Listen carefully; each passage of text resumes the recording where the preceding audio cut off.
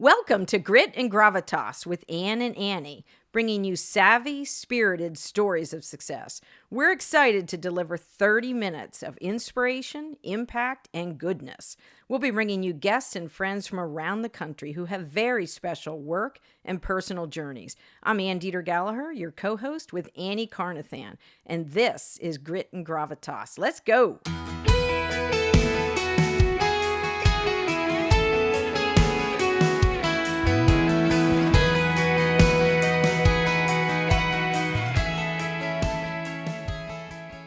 All right, this is our second time recording live at Burg Center. We love it, and we came in early. Lori was here, and we're trying to brainstorm, like, what other events can we have in this space? We love it. Again, shout out to Burg, shout out to UPMC.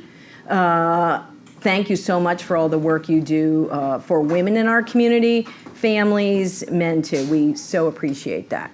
Annie Carnathan, we're kind of out of our studio vibe here into a really cool community vibe. I said I didn't know what the audience would be, but each one of you could have been anywhere else today. So thank you for being with us. I feel this is my EQ, right? This is my connection with people, and so I'm thrilled to be able to talk with you, right? And so the show is solely about helping particularly women in business, and this is our way to pay it forward. It's our way at all of our own time and expense to do for women everything we can to cut down the learning curve, maybe say, here's what has made us successful, and so pass it along. It is evangelical, and it's done so well, and again, thank you for being here. Well, and a shout out to the men in the room. So I'm the mother of 3 sons. It is required listening in our family. And not only the daughter-in-laws, but the sons, they'll tell me, Mom, I listened this morning on my drive to work, loved what you said about this, and this. So we do love men, I'm just putting it out there. It's not solely a women's show. Sorry, Kirk, we got you.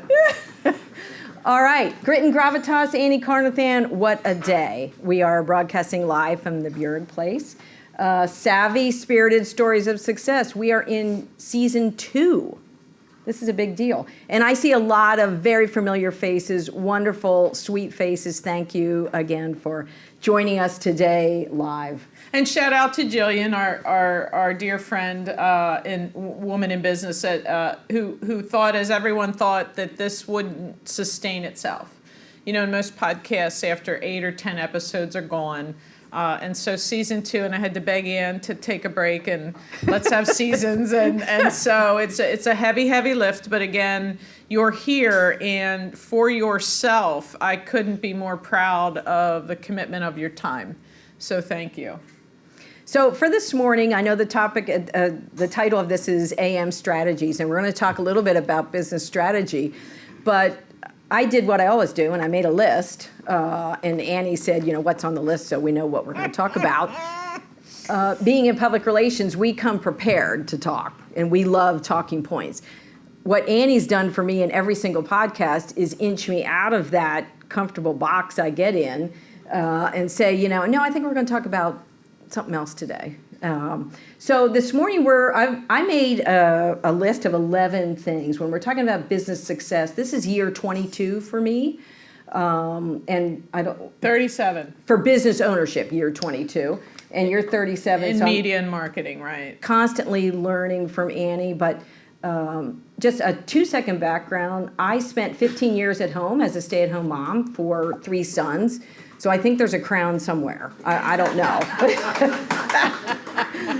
And then realized, so I had worked part-time as an editor at a publishing house while I was raising the boys, but I was Cub Scout leader and Vacation Bible School. And I contend if you can get 3 boys to bed on time, you have persuasion skills.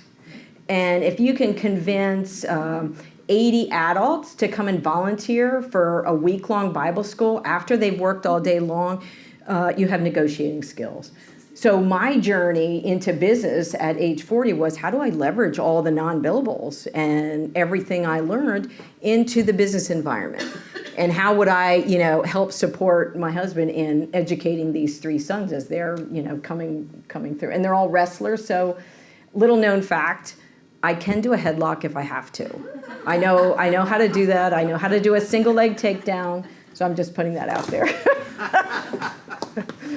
So Annie, give us a quick And 3 Eagle Scouts. backstory. Yes, Which is less than 4%. Colin, if this isn't on, it doesn't need to be. So there's no, I don't know. We hear you. No, just quick bootstrapper. Went to Shippensburg, Ship Hip Hooray for radio, television, communication, speech minor.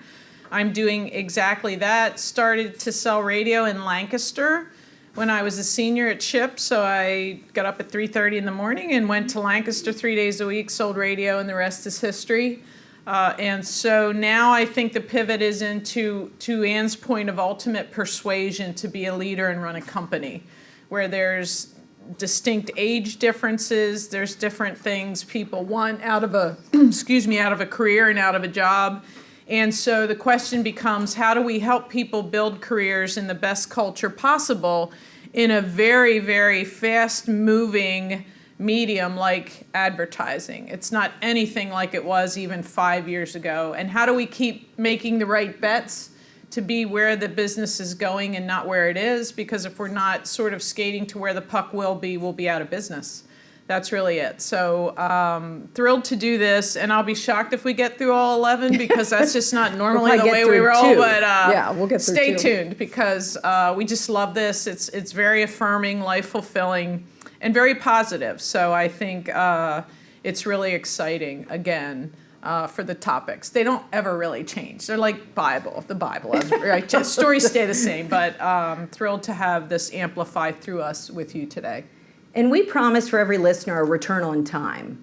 So when you lend us 30 minutes of your time, non-renewable, never to be reclaimed, we earnestly try to pour ourselves into that. That's something, we hope you're going to learn something in the next 30 minutes that you will be able to apply that day. Maybe that next hour as you go back to your offices or go, if you're remote, a home office, and investing back in your business. And again, like Annie said, our whole purpose of the podcast is to shorten your learning curve. And whatever we have learned, and some of these are don't go this way, go this way. You know, we've learned the hard way, too many bumps on this path. But top on my list, and not ironically because of the podcast name, is grit. And there's nothing on my list of 11 that has anything to do with higher education. Although I'm on the Shippensburg University College of Business Board of Advisors and pour myself into that. But none of the tips to success on my list have anything to do with pedigree. And it comes down to defining personal characteristics. So grit is number one. And if we all here in this room have just come through the last 2.5 years, you have grit. You have joined us in that. We are survivors. We dig deep. We listen to our gut, and that's another one on my list. But being able to make it through. And sometimes I go back to the story of Milton Hershey. You know, he was almost last man standing.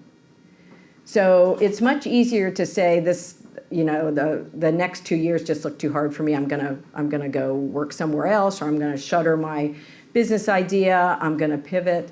But it's really getting up the very next day, kind of like the wrestler, getting off the mat. It's pretty humiliating when you're pinned on a wrestling mat in front of a whole stadium where the light is on you on the mat and it's one-on-one. But it sure is character building. When you learn to get back up the next day, you go back into practice. I learned that observing my 3 sons from the wrestling mat is they have the DNA of an entrepreneur. And it's that grit. It might not be the best moves they had, or it certainly wasn't the most expensive wrestling shoes, but it was that inner fire. It's the courage to continue on. And the irony in sales is if you're not failing enough, you're never going to succeed. And when I think of grit, I think of the one person or the few people that will believe in you no matter what outcomes. So a wrestler in any competition, if business isn't the ultimate competition, I don't know what is. Mm-hmm. And we win and lose. And some days, most days for me, it's whipsaw. It's the highest of highs and the lowest of lows and everything in between. And then 2 minutes have gone by. And I think, you know, when there's that ability to have grit, it's just sort of the ability to accept all of it and not have the euphoric highs and the euphoric lows, because guess what? It ebbs and flows. It's called life, right? They're all coming back around. Nothing is extraordinary, and oh, by the way, nothing lasts. And grit to me, and I'm a bootstrapper. You know, I'm EQ, I'm people-centric. It's 100% the ability to see the way, and that one call where someone affirms that, who has no doubt. Some days they have more like grit than I do, right? But it's just that one push forward, and grit is the ability to not quit. You know, when you quit, there's only one outcome. You have just guaranteed the outcome. So I think grit is a huge part of my success. And now an entire career in sales has really pivoted again to just persuasion. And these are important to go back to your office or to share with your children, the younger people in your office, the next generation or two down, which grit might mean something different to them because maybe they're used to excelling at everything or feel that they're excelling at everything. So number 2 on my list is resilience. And I do a lot of self-talk because I'm thinking I need more practice in that area. I love to do incredible work. And that's my own metric on that. But in our world of public relations, you know, we bring stories to life, and we work with the media very, very closely. So maybe out of 15 ideas we're going to pitch, we just pray that 1 or 2 of them, you know, that the media says, yep, I'm going to cover that. But if we caved every time they said no, you know, and that's not going to, we don't feel that's newsworthy, I'd be out of business. So you just dig deeper. Again, you've got the grit, but you got the resilience that, okay, if you didn't have the win today, that doesn't mean your, you know, career sinks. That means you get back up tomorrow, you know, fresh perspective, surround yourself with great people, and go at it again. No one ever talks about resilience when you're successful, right? Resilience is primarily about failure. And women in particular, nurturers, you know, want to go along to get along for the most part, want to be pleasers. And I think the definition of no to me has never defined me. You are very good at resilience, and you're very good at failing. I mean that as a compliment. And the point is, I've done it more than I've done anything. And you say that if you're not failing, you get right back up again. I deeply admire that. I'm looking at a process of elimination that the Lord has that person that when they're meant to be in my life, there they are. And it's...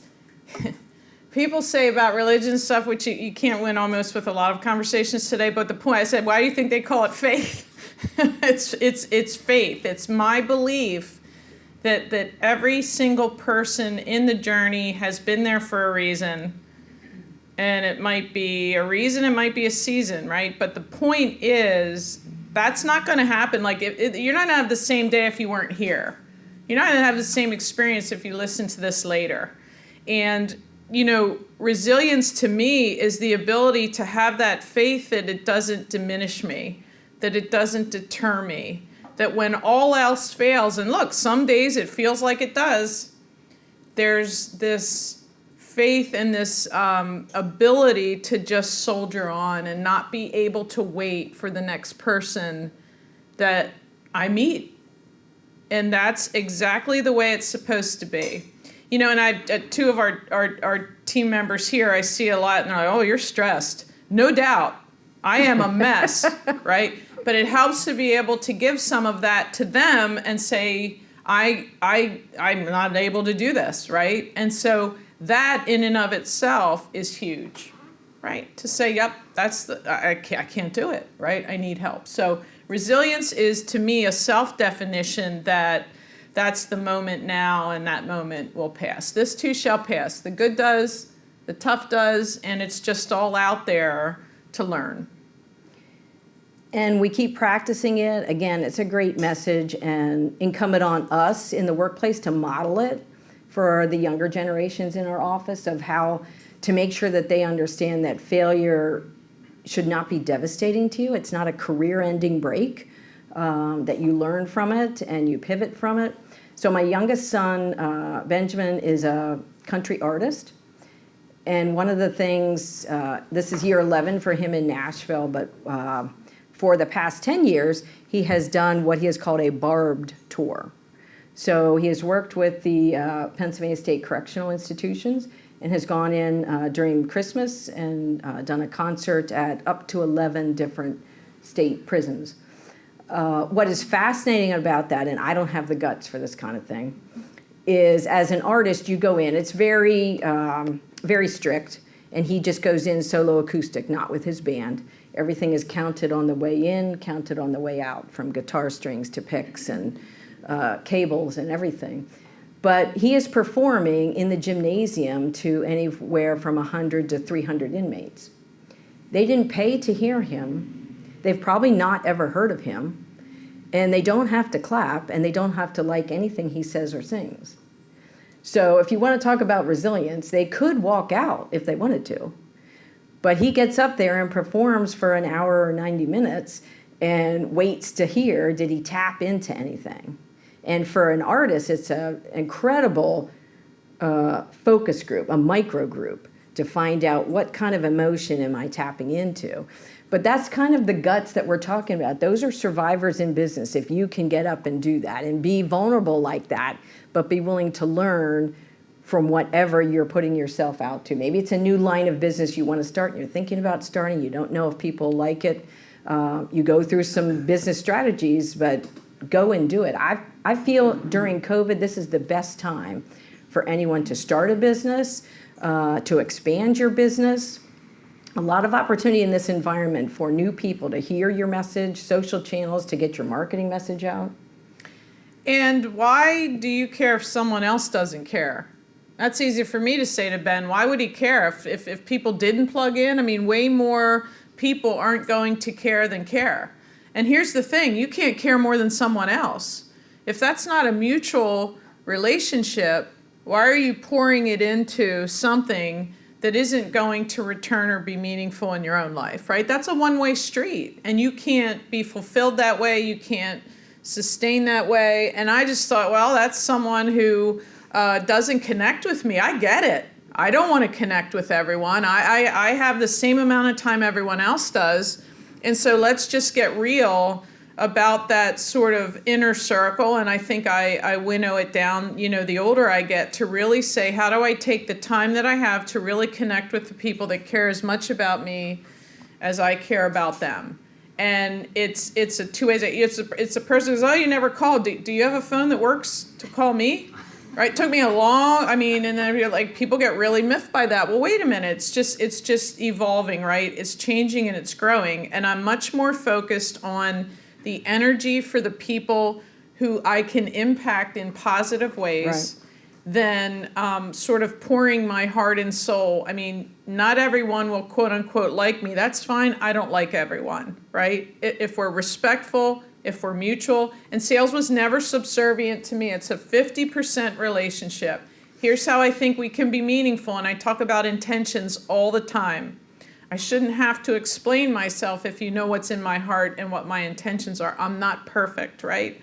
I'm flawed. So what is my point to that? You need along the way to be able to eliminate, right? Mm-hmm. and move on and not think it's this defining personal indictment, right? They just might not like that day, right? I mean, you can't let a bad moment think you have a bad life, and vice versa. They're just miserable people out there. That's your business vitamin. That's my business vitamin. And most of the time, miserable people, I run. I don't even walk, screaming from them, right? I don't want any parts of that. I'm not here to fix anyone. I'm here to plug in for as much of a relationship as I'll give. And I don't even know what the topic was, but those are the rabbit holes we go down. And I want to just tell you that I get it, right? I can tell in an instant whether I'm someone, that someone does enjoy or doesn't enjoy, and it's fine. Well, I love that. Don't let a bad day make you feel like you have a bad life. And if I could tell my younger self that, and all the young ladies that are on Instagram and looking and, with looking at everyone around them thinking they don't measure up, you can have a misstep and survive. You will have missteps and you will survive. And sometimes there's more in our career than we like to acknowledge. But that's the grit and resilience, and it needs to be practiced. It isn't something, I'm not born with either one. You need to practice that and surround yourself with great people. So that's my 3 and 4 are almost combined. So number 3, we've talked about this before, create a personal board of advisors. And that doesn't mean only if you're starting a business. That means whatever level you are in your working career. Maybe you're active in a nonprofit. Create a personal board of advisors. And when I first came to business, and there's no magic bullet for this, and I didn't find a book on this. I looked around the community and found out who are 5 people that I deeply admire and I would want to be like. And then I just made the ask. That's kind of where the resilience comes in. Could they say no? They absolutely could say no. Was I paying them for the board? No, they're still waiting for that. But they had knowledge that I needed. And when you're respectful and earnest, I don't know any executive that would say no. You know, I said, could we meet for 15 minutes? Could I give you a call once a month to just run an idea past you? You know, in my early days, I went through, should I be WBE certified in the state of Pennsylvania? You know, I was working through all these things. I asked, you know, some of the businessmen on my board, would this make sense? Do you think this is a spot for me? So never be afraid to ask. Raise your hand, make the ask, send a LinkedIn message, you know, tell someone you admire their business journey, you'd love to buy them coffee for 15 minutes. And put a limit on that so you're not, you know, imposing on their time, because executive time, you know, Annie, is expensive time. It is expensive time, and look, money changes everything. If we sat up here for any reason other than to help people, you're going to see right through that. And so what is the currency instead of money? And so what does it mean? And Ann's like, they're still waiting for that. It's never going to come because they're getting as much out of it as they're giving. And all I know is when I wear out my personal board of directors, which seems common now, I pick up the phone and I schedule with my therapist, and I'm like, you got to unpack some bags for me. There's just, you know, there's too much accumulating. And you know what it is? It's perspective. It's 100% back to Annie. You know, our family's good. You know, your son's good. Everybody's healthy. You know, and so that's it, right? That's it. The rest is noise. The rest are distractions. They will not matter an hour from now. So I said, well, you said you'd go with me. I go, I don't remember that. So sorry. No, I'm not going there. Not going there. No, not on a school night. Right? So it's perspective, right? And you just need someone who's going to put you back on the rails, right? Without wearing them out. And so Ann has become that, and Ann's the perfect example of someone in my life. I always knew, always admired her, always respected her. And then we're at lunch one day, and I say, hey, I have this idea for 2 years, you know, broadcasting and, you know, a show at SHIP. And I'm thinking, yes, right? So that's a relationship where you're willing to follow someone without having any idea where it would go.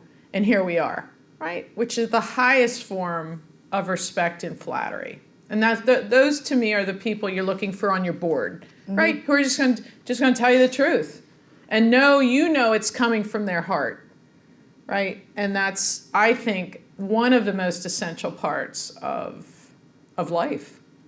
So 3 and 4, I was combining the personal board of advisors.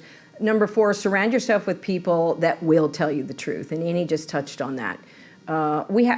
In public relations, we have enough people in the community who might not tell you the truth. They would tell you what you want to hear.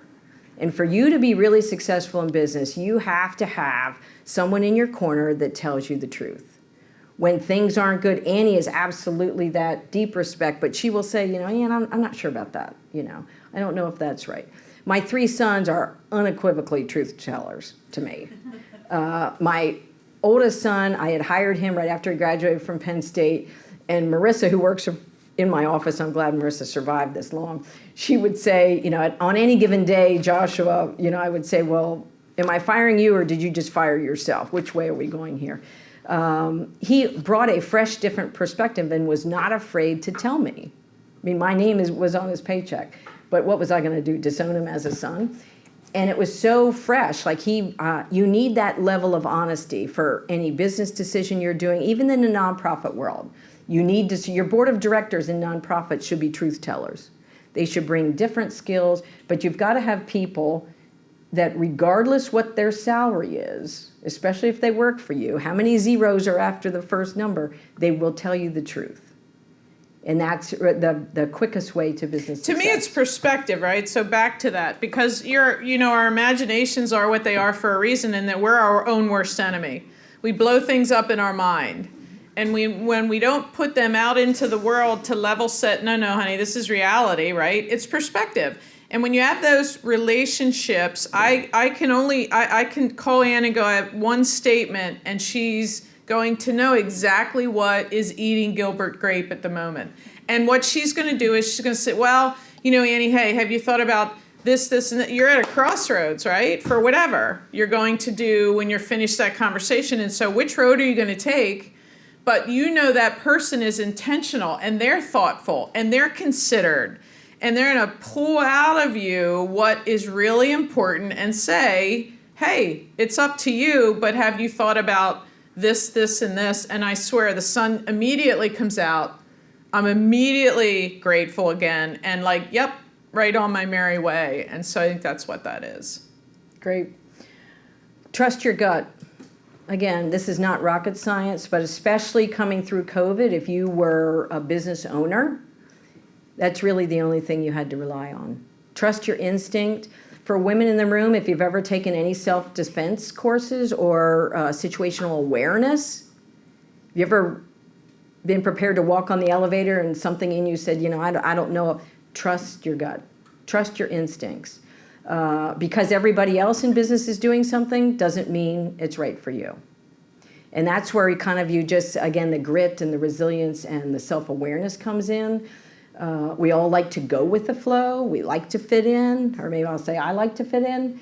But sometimes in business, you have to make a decision that is unlike everyone else. So again, rely on your instinct. Did Colin just give us a time thing? Did you? 5 minutes? I'm going to run. I told you we wouldn't get through the list. Annie, you talked a little bit about this. Rein in your thoughts.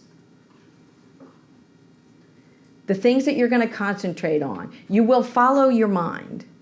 So what you fill your mind with, the positive people you surround yourself, the way you think. Do you think you're successful? Do you think today is going to be a great day?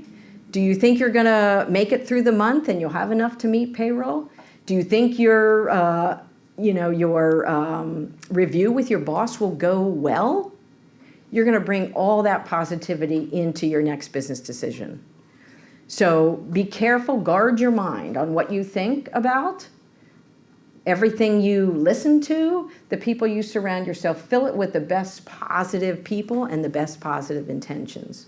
I was telling Jillian before this that I just heard that LinkedIn is toxic positivity compared to Twitter's toxicity. I'm thinking, well, that's an interesting way. How does anything be too positive, right? And again, LinkedIn for business is really important to me. My connections are meaningful, or I would not be connected. And so I think that to Ann's point, right, it's so much about whether you're Eeyore or whether you come into the day like me and I'm Tigger, right? Doesn't, and those are still, oh my, hey everybody. And so I think that you have to will it so. And there's always something to hang your hat on from a positive perspective. And now, if anything, I'm just more aware, it's sort of like I'm wearing people out, right? And that's how I know, this is too much, right? So now what do I do about that, right? It's entirely up to me. And my biggest bets have been on innovation, and they've been on people. And so far, all of those big bets, are spot on. And at one point, a really big bet fell out of bed on the last day. It was terrible. So I go home and I tell my husband about it. He goes, yeah, that would have never worked. I'm like, what? Oh, yeah, that was going to be a disaster. Thank goodness that never happened. I go, well, you never voiced any. He says, I got to tell you, honey, the things you do and see, I don't even get it, and they all work. So I was like, I don't know. She must see something I don't see. And no, next time put up that guardrail, right? He goes, yeah, well, that's a battle. I go, yeah, you're good at it. Come on. But I do think, again, that there's an innate part of you that is the reason you're walking this journey, and continue on the journey. Don't give up on it. Continue on. Speak kindness to people. Again, intentionally, the power of a positive remark or a positive compliment to someone in your workplace, in your family, and I don't mean to diminish the family. Those are that's your closest, people that you're surrounding yourself with. But I intentionally try to compliment everyone I'm working with and who works for me, because you just have no idea what that means to them. In addition to whatever they're paid, coming down to a Friday, I often say, "You just rocked it this week," and they're like, "Wow." I'll text it to them. I'll shout them out on Instagram or Facebook and say, "You know what? I have the most amazing team." And I know you do that as well with the Universal team. Recognition is everything. Are we going to wind this down and pen the rest of the list, because we're over, but it's our podcast. So. Okay. So we don't have anyone telling, 30 minutes except for She's the Colin. boss. I don't know about everybody's time, but if you have to go, we understand a hard stop. And yes. So we'll go I fast. Okay. We'll go fast. So the speak kindness, spend your time wisely. I can say that after 22 years in business, as I look back, where did I spend my time? You're not getting it back. Again, being very intentional. You mentioned that about who you surround yourself with. If it's a toxic person, no time for that today or any day. And you're not being cold-hearted. You're not being rude. You're in charge of your mind. You're making a choice. And your time. Yes. You're welcome to it, right? The 87 rule. Anyone hear of that? If you don't remember it. I didn't when I looked at the list. I didn't. If you don't remember it when you're 87, don't spend another minute on it now. So things that we've just ruminate over, things that would have ruined my day, I have to step back and think, is this a situation? Is this a decision that I'm going to remember when I'm 87? Is it one of those memories that my family, will carry with them? Probably not. So there are some decisions that will be milestone decisions that you do need to spend time on and invest in, and maybe for better or for worse. But many of our daily decisions and experiences that I have stopped at work and focused on were not worth the time I gave them. And stop gnashing your teeth, right? It's difficult enough. Think about that. I just want to have a mind at 87. Like that's my set point. Be intentional about the history that you're writing. In our world of public relations, whoever tells the story writes history. So anthropologists 5 years from now are going to look back on how we in this room dealt with COVID. They're going to dig deep and they're going to say, what did Universal do during that time? How did they pivot? What did the people in Mechanicsburg, Pennsylvania, how did they respond to a pandemic? How did they respond to the Commonwealth's decisions? How did the business of public relations change language or manage the message? So be very intentional about what you say today, what you tweet today, where you show up today defines you 5 years from now. And so we're proud of the stories that we're writing for all the clients. We're proud of the people we're surrounding ourselves with. But we don't lose sight of that it's out there forever. And it's a contribution on your journey. And what do you want that legacy to be? Because you're impacting every single person along your journey. You are. Right? And so what does that look like? How does it feel to you and to them? Final one, so we're not kicked off our own podcast here and run out of time. Give back. We were talking about the Salvation Army earlier and the remarkable work Money Shoestrut raised, and the Women Involved organization. I'm very passionate about Salvation Army. I know we have Midwest Food Bank fans in the house, Central Pennsylvania Food Bank. For every business owner, it doesn't matter what your profitability was in any given year. We need people to roll up their sleeves and help all of our nonprofits to strengthen our community, to give back, and that does benefit your business. It benefits your personal brand. Again, it's being intentional about investing in your own bank of positivity. You know, there's a mantra for sales, and if you ever sell radio, you can do anything in the world. It's so difficult. And the mantra is there's zero commission on a sale you almost make. You can't almost help people, and you can't almost go to something, and you can't almost, I thought about that, right? You're either doing it or you're not doing it. There is no commission on a sale you almost make, and you're not giving back if you're just talking about it. And it will mean more to you and more to your life and more to your legacy to just give back. And we can all do that in some way, shape, or form. And Ann laughs at me, and I just pretty much say no because I'm intentional with my time, but I'm doing this. And we're contributing to the Salvation Army now because I believe in that. I believe in Ann. And so it's all happening. It just may not be happening the way someone is asking me to have it happen. And I have absolutely no idea saying no, because if it's no to that, it's yes to this, and it can't be yes to everything. And I'm not going to just sit there and pay forward sort of whatever speak, right? So there again, acquired taste.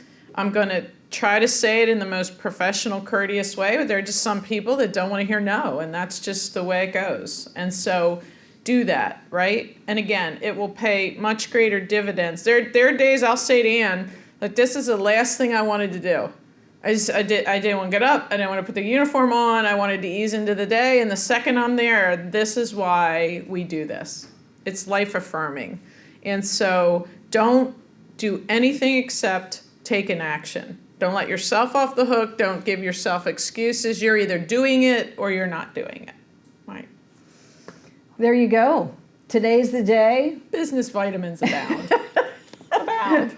I think today's the day. Run through your own list of, how you can be intentional, how you can use your time more wisely. Maybe today's the day you're going to say no to something. So you open up the opportunity to say yes. And when Annie came and said, you want to do a podcast? I'm like, okay, I never did a podcast before. But if you lead the way, I'm going to follow. It was a good investment of my time. It continues to be a good investment of my time. Thank you, everyone, today, especially you for coming. Thanks for listening. It's our desire that these stories will bring energy, ideas, and fresh thinking that you can use today. Subscribe to our podcast and follow us on Instagram, and have a high gear day.